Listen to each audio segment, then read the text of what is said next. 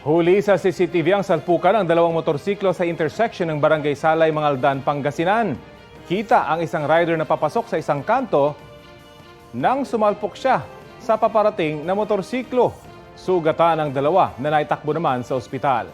Ayon sa isang opisyal ng barangay, nakataktang mag-usap ang dalawang rider. Nahuli din ang pagsalpok ng isang truck sa hilera ng mga sasakyan sa Davao City. Sa kabuuan, 11 sasakyan po ang sangkot sa karambola. Balitang hatid ni Argel Relator ng GMA Regional TV 1, Mindanao.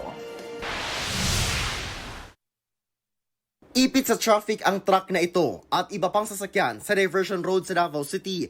Maya-maya pa, makikita ang isang paparating na truck na inararo ang mga sasakyan sa unahan nito. Ang resulta, loose brake ba eh? Ma'am, okay lang ma'am? nagkarambola ang 6 na truck at 5 pribadong sasakyan. Makikitang naipit sa kanilang minamanehong truck ang ilang driver. Hala sir! Ay lagliyok sir! Ay lagliyok! Ayon sa ilang nakasaksi, unang nabangga umano ng truck ang sinundan niyang isa pang truck hanggang sa tila nag-domino effect na. Sunod-sunod nang nabangga ang mga nasa unahang sasakyan. Sa investigasyon ng pulisya, nawalan umano ng preno ang trailer truck. 6 ang sugatan sa insidente kasama ang driver ng nakabanggang truck. Patuloy ang investigasyon.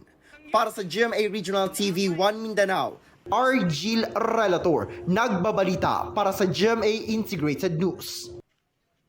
Kapuso, alamin ang maiinit na balita. Bisitahin at mag-subscribe sa GMA Integrated News sa YouTube. Sa mga kapuso abroad, samahan nyo kami sa GMA Pinoy TV at sa www.gmanews.tv.